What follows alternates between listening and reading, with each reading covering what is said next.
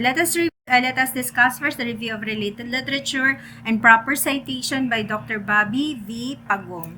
So, reference of this is the Baraceros E. 2016, Practical Research 1, Manila, Philippines, by Rex Bookstore. So, you can also purchase the book if you would like. So the objective is to define literature, to discuss the importance of the review of related literature, to apply the process of the review of related literature, to define citation, to discover different citation styles, and differentiate the patterns of citation. So first is we have literature. So what is the purpose of the literature? So this is an oral meaning of literature rather. This is an oral or written record of man's significant experiences that are artistically conveyed in prosaic manner. So in other words, a certain line or a certain phrase that you use in your research that is owned by someone or that is crafted by someone and it is not yours because wala pa man po kayo na i-produce po na book, no? So, everything that you are going to cite in your paper, meron siyang equivalent or there should be an author that will support your statement or else it will be considered not valid. So, anything that you are going to put in your paper that doesn't have any literature or author as to who says that, that will not be considered as a fact or as a something that is believable. So, yun yung literature. Embedded in literature works are essay, novel, journal, biography, and story. But for our research, it's the journal that considered as the most valid literature that you could use on. So these recorded or preserved words, perceptions are expressed directly or indirectly. So direct expressions will be books, periodical, online reading materials. Then meron din po tayong indirect expression which could be used as in references or reflection of his surroundings that are not written or spoke at all. So those are then considered as indirect expression and which is also honored as literature.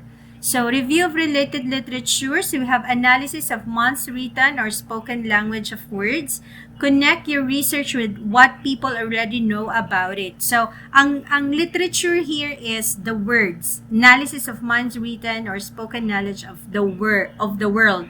And then connect your research with what people already know about it. So, halimbawa, nag-mention ka o you would like to change or you would like to add another command in HTML. So, ang common command or tags ng HTML is HTML. So, ano pa ba? Mga end, font, ganun. And then you would like to create a research that will add additional tags sa URL.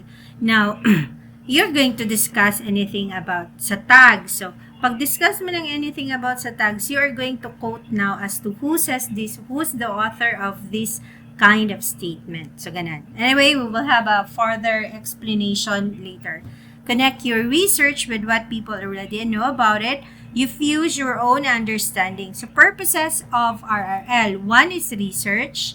Obtain background knowledge. So, pag sa capstone, if they would like to know everything about the body of your research or the knowledge or the totality of your research, most researchers will read your review of related literature to understand the terminologies, the further reading of the terminologies, and all.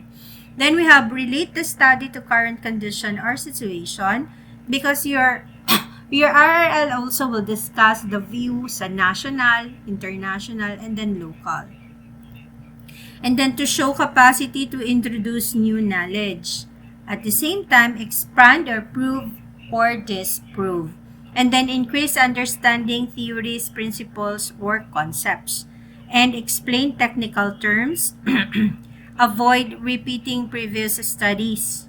So, your review of related literature should label or should lay down or should plot those studies that already in existence, and there should be a one paragraph that will cite that this study of yours, your current study, is different and proven that it is not yet present with those previous studies that you have gathered. And that will explain avoid repeating previous studies. Pwede ka mag-repeat, pero it should be something enhanced, or it should be something in advance to the previous.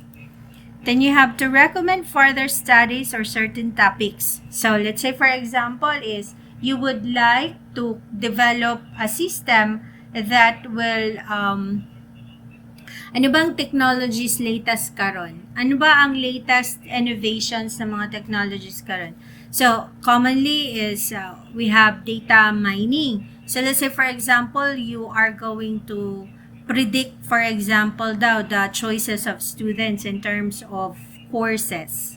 So that means you're going to study what are those algorithms that you are going to use in terms of prediction, and you're going to determine also what are those algorithm that is best for recommendation algorithm, because you're going to recommend what would be the best option for the student. So to recommend further studies on a certain topic. Then we have styles and approaches of RRL. Meron tayong traditional, meron tayong systematic. When you say traditional, to summarize present form of knowledge, and prone to subjectivity. When you say subjectivity, very one-sided. Subjective, that's your point of view. Then, doesn't require you to describe your method or reviewing literature. Ang isa, the systematic, is sequential acts of review of related literature. So, when you say sequential, you could arrange it by either year or by either facts. So, example, version 1, version 2, version 3, that's systematic. And then follows specific steps. So yun yung explanation ng style and approaches of RRL. So meron tayong traditional, which is it will support lang all your presentation of idea, and meron din tayong systematic, wherein meron siyang specific steps that follows. So, ang other terms also for systematic is they called it as meta-analysis. So, traditional review of related literature. So, we have conceptual and analysis of concepts or ideas. Meron tayong critical, focuses on the theories of hypothesis, and state-of-the-art review deals with the latest research studies.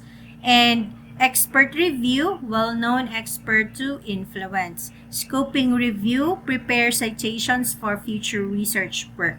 So, pag sinabing systematic review of related literature, I have a clear understanding of the research questions, plan your manner of obtaining the data, do the literature search, develop a standard identifying which information is valuable and which is not, and determining the soundness of methods used by the studies. Summarize verbosity, or say the verb, or say the subject matter of your research.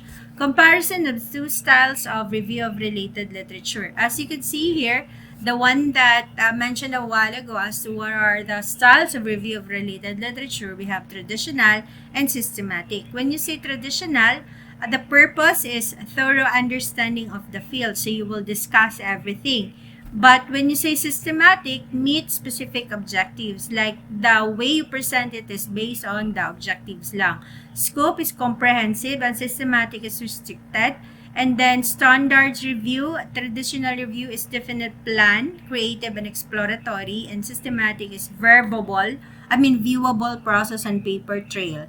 And for the choice of studies, purposeful selection by the review, and then a systematic is prepared by standards for studies in selection. So pag sinabi mo systematic, ang pinaka-goal lang here is you follow a step. So meron siyang steps, meron siyang statistical tool na ginagamit over the different researches that you have presented. So meron kang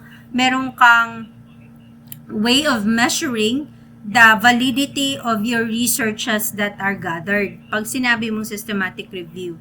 Pero pag sinabi mong traditional, wala. You're just going to lay down everything and then mention the who says this kind of principle or theory. Ganun lang si traditional. So, yun yung kaibahan ng dalawa. In addition, require basic techniques involving several Si traditional, while si systematic is wide and thorough search of all studies. Kasi nga, you're going to apply statistics methodologies in the systematic. So, ang gathering mo of data will be from 2000, tag 10 years ang gap, 2001 up to 2020, and then you are going to sort it or categorize it based on topic, based on date, or based on specification. So, wide and thorough search for all studies. Reviewer's view, assessment checklist. So, reviewer's view lang ang sa traditional. Pero sa systematic, meron kang checklist na gina-follow talaga. And then lastly, in summary, narrative when you say traditional, but the systematic is graphical and short summary answer. So meaning, pag sinabi mong systematic review of related literature, you can find there the different graphs of the different studies or the different researchers that you have gathered. So iga-graph niya. Anyway, we will try. Sana provide ako ng example. Pero napaka-boring kapag walang example.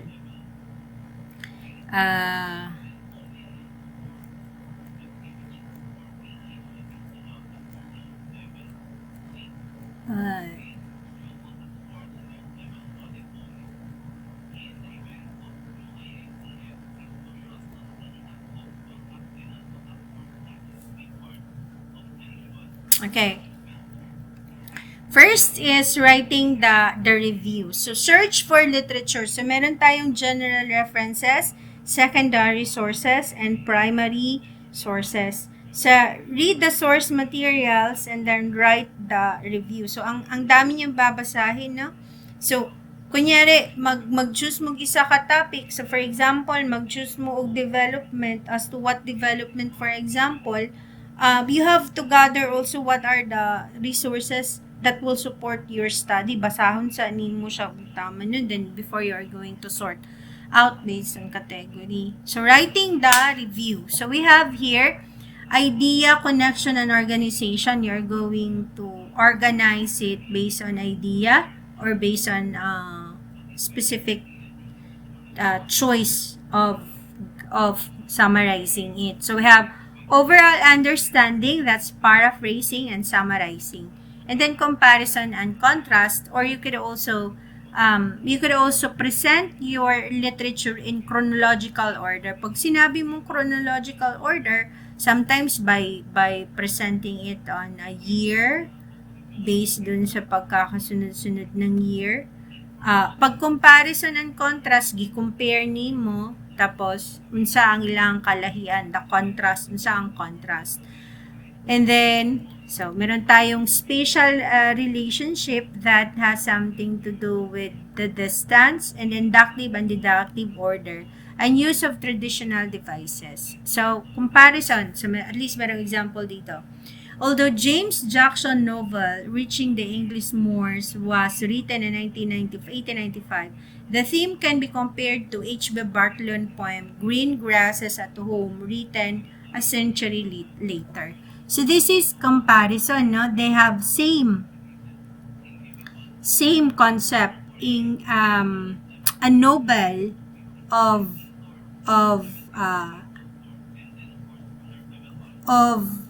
writer James Jackson na Reaching the English Moors, which is the same, which is compared nimo sa Green Grass of Home ni Barthelon. So, i-compare nimo na para-parehas.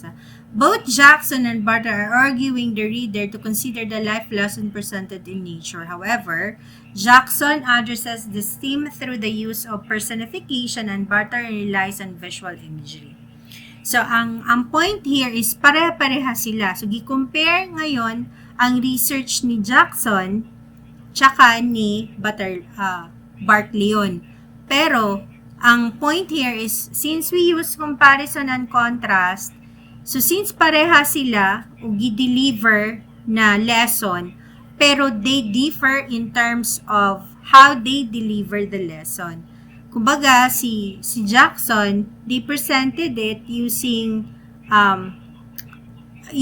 the nature, presented in a nature, while si Si Bart Leon naman is visual imaginary. So, parehag lesson pero magkaiba ang pagka-present. Okay? Chronological. One of the easiest ways to structure literature review is to start with the earliest reference and discuss them at the beginning and then gradually work your way logically through time to the references that are most recent. So, ang chronological is from 2005 na study to 2010 na study. And then you are going to discuss unsa ang changes na nahitabo from 2005 up to 2010. Or sabihin natin, 2022 tayo ngayon. So what's ang study would start from 2017 and then you are going to present it in chronological order up to 2022 as to what happened, no? Ano ang nangyayaring changes from 2017 to 2022.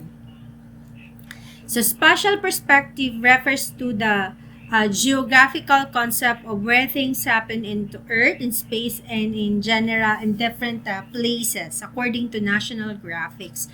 So the spatial perspective focuses on the location of humans as it relates to interaction. These aspects of geography studies physical locations to determine how people live on the surface of the Earth. Pero ito hindi mo ito magagamit sa IT, hindi natin ito magagamit sa special. Pero katong mga education, magagamit nila ito. So, dito lang tayo sa chronological. Pwede din natin gamitin si comparison and si contrast. So, for example, sabihin mo, they both created the same output. Pero si Bill Gates, ang niyang gigamit is, for example, binary. Tapos, ito naman si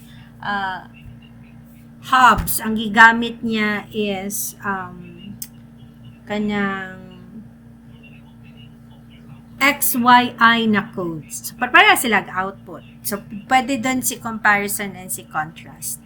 So, ang magamit ng IT would probably comparison and contrast and chronological order. Pero si spatial malabo. The main difference between the inductive and deductive, and then adapt a good opening sentence. So, we have better way of opening articles. One earlier work Casto proves that. Another study on the topic by maintains that. So these are examples of how are you going to present the study.